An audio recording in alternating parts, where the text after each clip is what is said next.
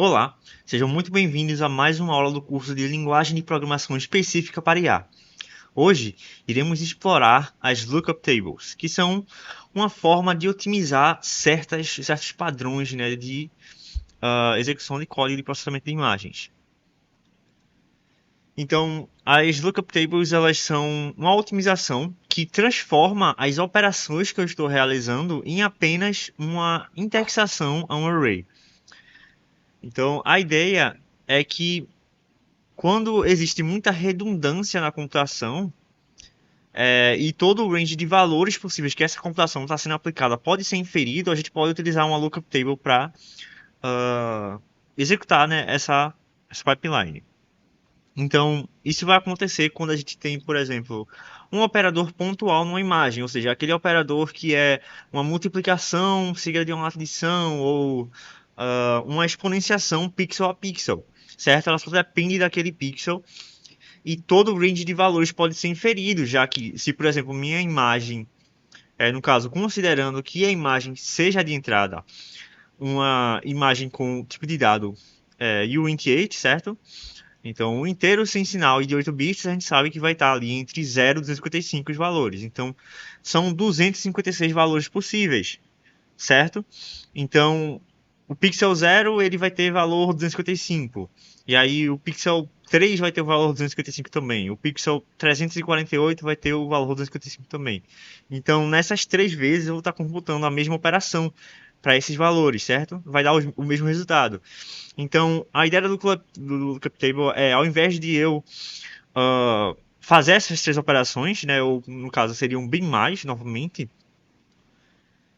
fazer elas dessa forma redundante, eu salvar, né, a saída de aplicar o meu operador no valor 255, porque aí depois eu só faço a indexação, ou seja, faço o acesso com esse valor como índice para obter o resultado dele, certo? Depois de uma transformação.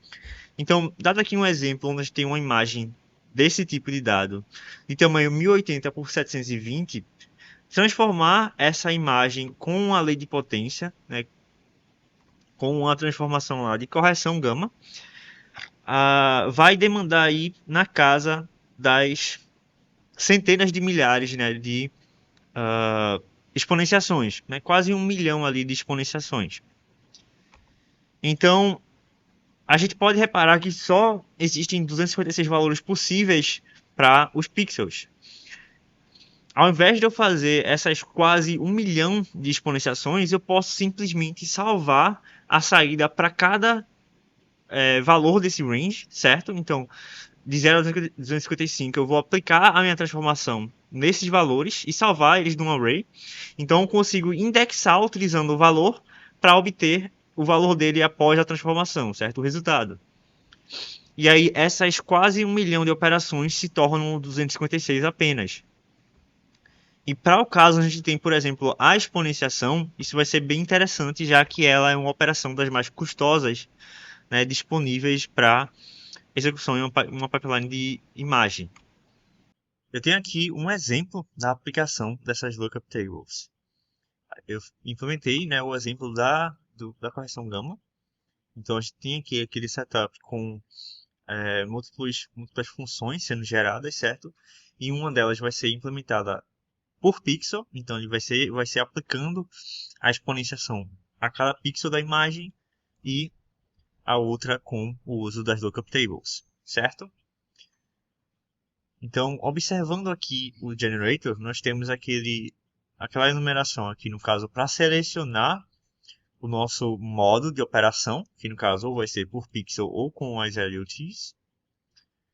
Eu tenho um outro para obter o gama, certo? E aqui, né, as entradas e as saídas, que no caso você tem uma entrada e uma saída, o image input e o image output aqui, certo? E aí no nosso método de generate, eu tenho aqui duas versões. A primeira delas converte a minha imagem para float 32, certo? Dividindo por 255 logo após, para a gente ter entre 0 e 1. E executa a exponenciação com o meu gama setado ali no parâmetro. Então, naquele parâmetro ali. E em seguida nós multiplicamos por 255 e fazemos a conversão, o casting para Unity 8 de volta, saturado no caso, né? Então a gente está fazendo um clamping antes de propriamente fazer o casting para Unity 8, certo? Na segunda versão, onde a gente utiliza a LUT, a gente vai poder estar utilizando aqui uma outra var, certo? Para criar nossa LUT, já que ela vai ser indexada a partir da intensidade do pixel. Então vai ali entre 0 e 256 ou 255. Então a gente está utilizando uma variável que represente isso ao invés das minhas coordenadas x e y, certo? É só uma diferenciação para nomear mesmo. E aí a gente executa exatamente o que está acontecendo aqui, né? Além, é claro, dessa transformação aqui, que está sendo aplicada no i, ao invés de um input mesmo, de um pixel. Então é basicamente a mesma coisa que está sendo operada aqui, só que calculada para apenas aqueles 256 valores. E em seguida, a geração do image output vai ser simplesmente a indexação dessa LUT com o valor do pixel do meu image input naquela posição, certo? E eu estou fazendo isso aqui com cores. E aí, se a gente vir aqui no schedule, o que eu estou fazendo nesse primeiro momento é simplesmente colocar o image output como compute route, no caso, na versão por pixel. Okay? Então a gente vai fazer um compute route e é simples. É o mais simples que a gente consegue chegar com a scheduling, certo? Desse operador em específico. E na segunda opção, né, com a LUT, o que a gente vai fazer é primeiro computar essa LUT, certo? A gente vai dizer para o Relight que a gente quer computar esses 256 valores primeiro, porque eles vão estar prontos para serem utilizados, certo? Eles vão estar na memória. E depois a gente fazer a computação desse compute route do image output, que vai ser só aquela indexação. Então a gente pode agora compilar e eu vou ligar o profiler, certo, do Relight. Então profiler equals true.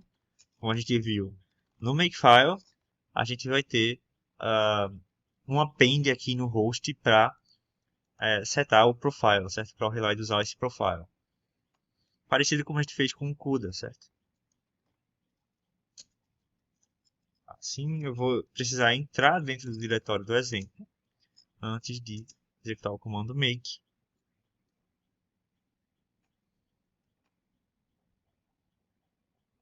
Então ele está gerando para mim aqui e pronto. A gente tem essas duas funções, certo? E aí a gente vê que só essa pequena mudança fez a gente pular de 2 milissegundos, né, para um valor bem menor, 0,06 milissegundos, certo? Então, as LUTs elas tendem a funcionar muito bem para esse tipo de operação, certo? Pixel a pixel. A gente tem também aqui as informações pelo profiler, certo? E a gente vê que no caso da LUT, a gente tem esses 256 valores no stack que correspondem exatamente à nossa LUT, certo? Então, é essa alocação ali. E dá para ver que a computação dela é tão rápida que nem faz um overhead aqui nos samples, né, do meu profiler. Posso tentar aumentar esse número de samples para ver se a gente consegue capturar ainda o momento em que ele está dentro dessa função LUT, certo? Então eu vou aumentar aqui e rodar novamente o código.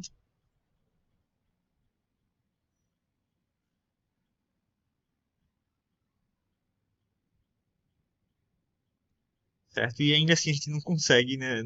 Ele não pegou ainda o momento que ele estava dentro dessa função. Então ela computa tão rápido que dentro do sampling do profiler ele não está conseguindo capturar o momento em que a função, né, esteja computando essa LUT. Então eu vou aumentar novamente para a gente dar uma última chance e ver se a gente consegue capturar alguma informação de tempo da LUT. Pode estar também havendo um problema em relação a esse arredondamento, né, para 3 dígitos. A gente não está conseguindo nem observar o momento que está sendo computado aqui essa LUT, certo? Mas pode ser realmente o uso desses 3 dígitos aqui, certo? Essa limitação.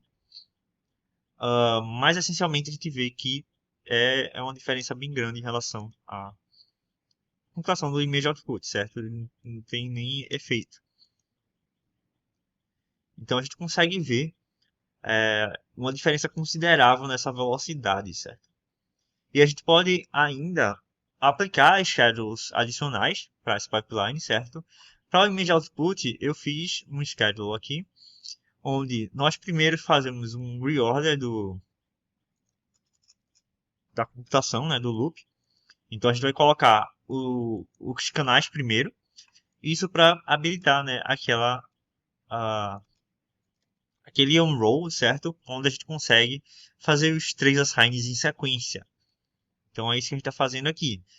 Faz o reorder, limita o valor de C, para que o relatório entenda qual o range, né, dessa minha variável C, e faz o unroll, que aí vai ter aquele efeito de colocar as 3 linhas em sequência de cada um desses valores. Está fazendo a mesma coisa, certo? Uh, Em seguida a isso, eu faço aqui um tiling, né, que no caso a gente estava fazendo antes com 12 splits, mas eu estou fazendo já um tiling aqui. A gente vai fazer o fuse desses tiles, ok? No caso aqui, eu estou pegando os índices externos, então os índices dos tiles em si, e fundindo em uma variável só para a gente fazer os tiles em paralelo. E seguinte a isso, dentro de cada tile eu vou fazer o meu xi, né, vetorizado. Então, o x mais interno ele vai ser vetorizado ali. Se a gente rodar agora essa pipeline com o schedule em comparação a só esse schedule aqui inicial da LT, então vou rodar novamente e deixa eu diminuir, né, a quantidade aqui para a gente não demorar muito durante a execução, né, do programa.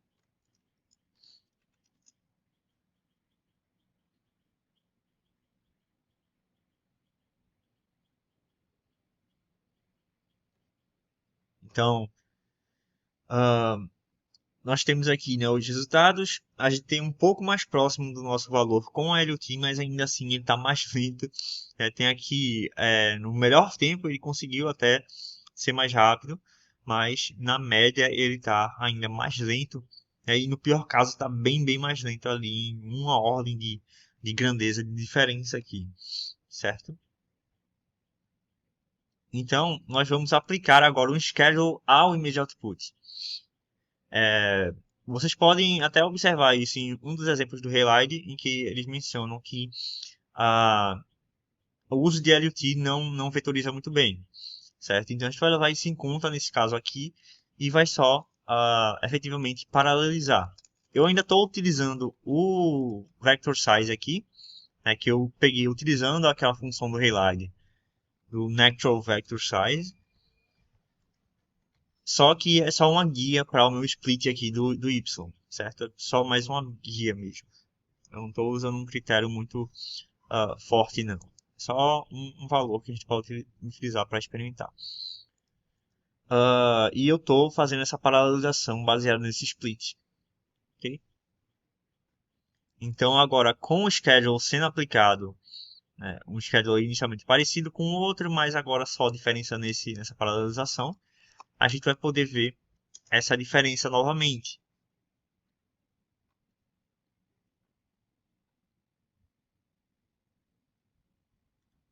Então, agora, com uh, essa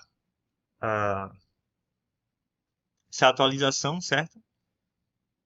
A gente tinha aqui 0.07, a outra 0.05. A gente não vai ter tanta diferença, né? A gente tem 0.05 ainda, um pouquinho mais rápido, certo?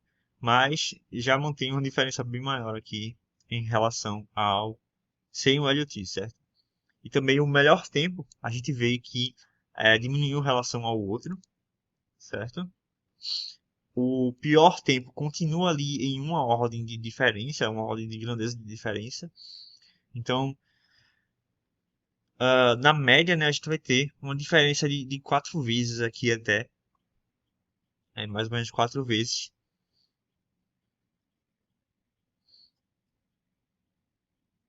Ok? E essa foi a aplicação da LV para vocês e uma demonstração do poder de otimizações algorítmicas também, além, né, e junto com o scheduling. Como leitura recomendada, eu deixei um site aqui que contém informações aí sobre as lookup tables, certo? Muito obrigado pela atenção de vocês e até a próxima.